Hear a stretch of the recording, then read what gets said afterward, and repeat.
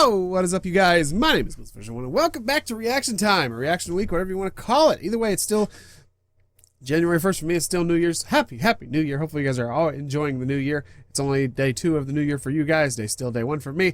But, like I said in the last video, I wasn't going to do them all for MTF Task Force in one video or consecutively. I might do 2 or 3 of his videos this week and then go on to some other stuff, but they're not going to be consecutive. This one is going to be back to Dr. Bob, because I found that video very interesting, and we're going to the SCP-1471 MalO version 1.0.0. This is actually what I was thinking that Cat Job Boyd reminded me of, and that is of a MalO, some sort of creepy stalker feeling vibe thing and stuff like that, and that's what it felt like.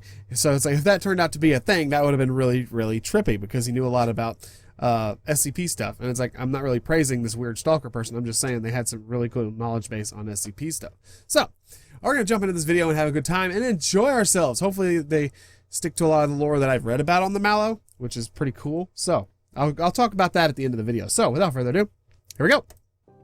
Your phone suddenly vibrates. A text alert.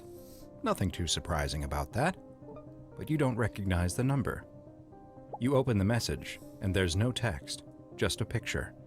A strange figure dressed all in black, with a face that looks like the skull of a dog. Who sent this, you think to yourself? Is this a prank? You try to put it out of your mind and go about your day. The next day, there's another message from the same number. You open this one to find the same dog skull-faced creature staring back at you. But this time, you recognize the background. Is that your house he's standing in front of? Now you're getting a little freaked out. Someone is trying to mess with you, you're sure of it. But what can you do? Another couple days pass, and you get another message. You don't need to look to know it's that same number again. You've been getting plenty of these over the last few days. You're really scared now, and you run out of the house to your car. You've got to get out of here. You drive, and while stopped at a light, you decide to finally check this latest message and see what it is. It's the creature again, but this time, it's a picture of him sitting in the back seat of your car. You put your phone down and slowly turn your head. Hi, I'm Dr. Bob. Hey, Dr. Bob! This is SCP-1471, also known as MalO version 1.0.0. SCP-1471 is a very interesting anomaly. Yes. That's not really a creature, or a monster, or even an object. It's a mobile app.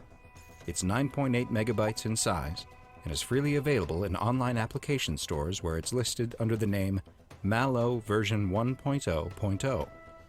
There's no developer listed on any of the stores, and it seems as though the app is somehow able to bypass the normal application approval process and appear directly on the stores for wide distribution.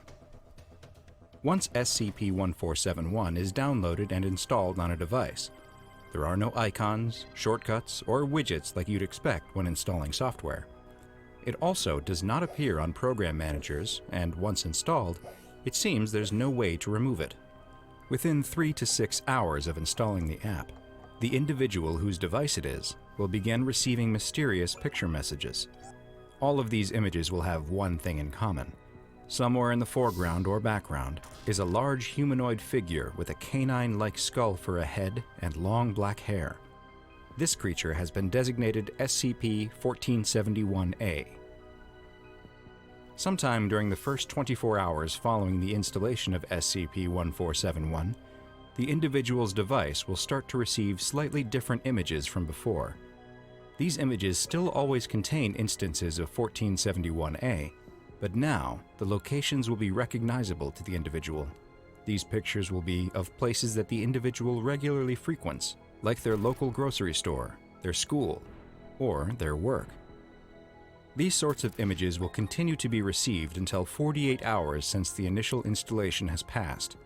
At that point, the device will start to receive images of places that the individual recently visited, like an image of the restaurant where they picked up their lunch an hour ago. Just as before, all of these images have SCP-1471-A somewhere in them, as if it's been following them and wants them to know it. After 72 hours, things get even stranger. Now the pictures received by the individual will be of them in real time. They might receive a picture of themselves sitting on the couch, taking in that exact moment, except SCP-1471 is standing right behind them.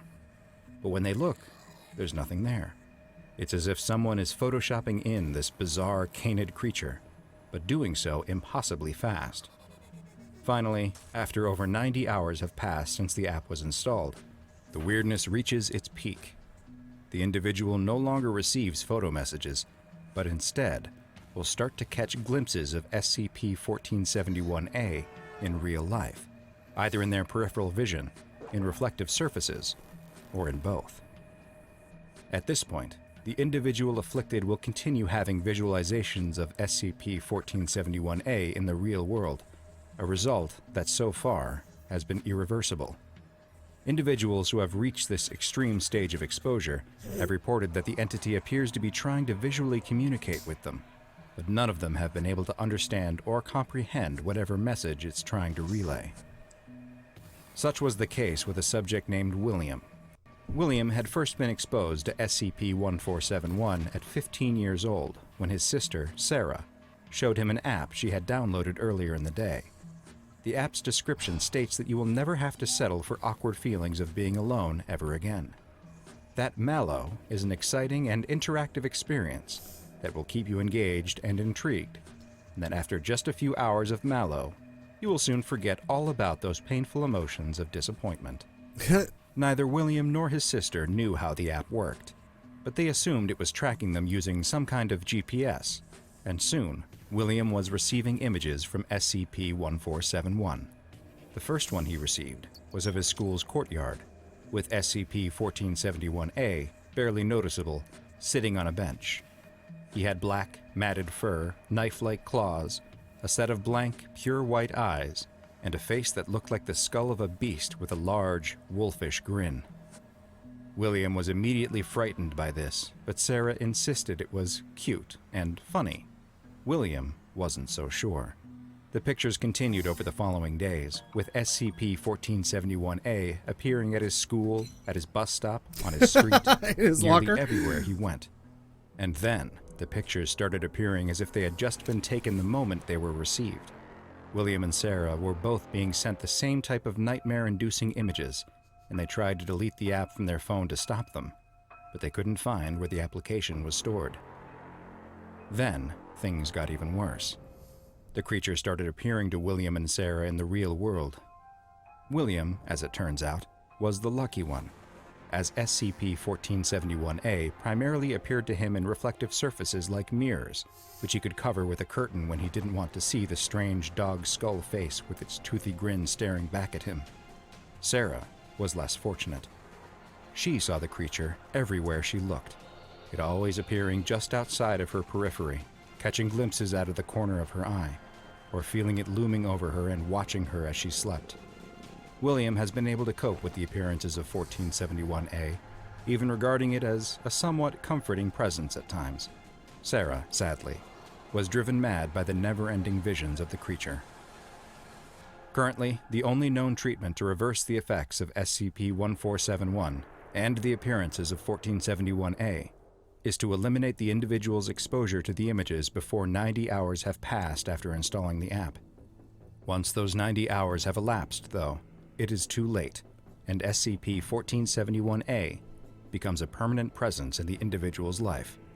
Thankfully, 1471 has thus far remained non-hostile and has not been shown to pose a threat to those afflicted by it, at least not a physical threat. All mobile devices that are found to have MalO version 1.0.0 installed on them are to be confiscated and analyzed for any potential information as to who might have created the application, as well as leads for other devices that may have been infected. Following this investigation, the device's batteries are to be removed and the device placed in Storage Unit 91 at Research Site 45. Additionally, all online application stores for mobile devices are to be monitored to prevent unsuspecting users from inadvertently downloading the anomalous software. Any individuals who are suspected of having downloaded SCP-1471 will have their device targeted by a self-uploading malware that can disable it until it's able to be seized by Foundation agents. Due to the unpredictable nature of the anomaly and the potential sentience of the software itself, SCP-1471 has been classified as Euclid by the SCP Foundation, and research into ways to hopefully one day contain the anomalous software is ongoing. Yes, that is just really cool. Hold on, okay, cool. But yes, that is SCP-1471 MalO. One of the coolest, in my opinion, SCPs. Because it even says in the application, as you saw, it is just, if you don't want to feel alone, download this app. You basically get a free friend who just follows you and sends you pictures, or eventually you'll get to see their disturbingly adorable face. Now, I don't know about if this actually exists or something like that. If it does, that's partially terrifying, and I can see it's got more of a mental factor than anything else. But and what they had was actually really accurate to what I read. Those stories were actually in the article on the SCP website. You can go find that if you just search up SCP, or the Secure, Contain, Protect, or whatever it's called. But yeah, if you look up SCP Foundation, it pulls you up to the wiki, and you can read all this stuff for all this cool stuff and all these interesting lores. And I just find that really fascinating. I mean, I found some really cool art, we'll say, loosely. I use the term art loosely for MalO, and it's just really cool. I found a sculpture actually for MalO. I'm not gonna be able to pull it up right now. I might be able to pull that up and edit if I decide to do that. If I don't, then sorry, I'm just too lazy, or I ran out of time. So I'm gonna go into this episode here. So I hope you guys enjoyed this episode of Reaction Week. It's actually installment 29. We're almost 30 installments into this. That's 7 times 30. That is a bunch of videos. But yes, thank you guys so much for watching. If you like these videos, feel free to hit the thumbs up button. Always really appreciate that. And feel free to hit that thumbs up button if you ended up making it to the end. If you dislike the video, I apologize. I can't make everybody happy. But at the same time, I don't understand why YouTube has a dislike button. If you don't like it, just don't like the video. It's that easy. I don't know why people put a dislike button. It just kind of downs a lot of people's, creative inflows. I mean, I know this isn't exactly creative and original, but it's fun to do regardless. If you want any of your suggestions to come into these videos, feel free to put those in the comments down below on this video or any previous video, and I'll get into them eventually. If I don't get to them right away, please, I'll say this again like I did in the live stream I did last time. When I live stream with my buddy Kyle, don't spam it because it'll get held for review and I won't see it for days before I check my stuff, because I work full-time job. I work 40 hours a week, and then I have to, I do this after I get off work, and I have 2 kids and a wife, and we have a lot of stuff going on at the same time. I'm trying to come up with other ideas for the channel itself. I'm trying to help boost the channel. I'm trying to help my friend Kyle and his stuff. I'm trying to help my wife with her channel. I'm trying to help my son with it. I'm trying to help everybody with, at the same time, and all that good stuff. So I mean, I'm only one person, you guys.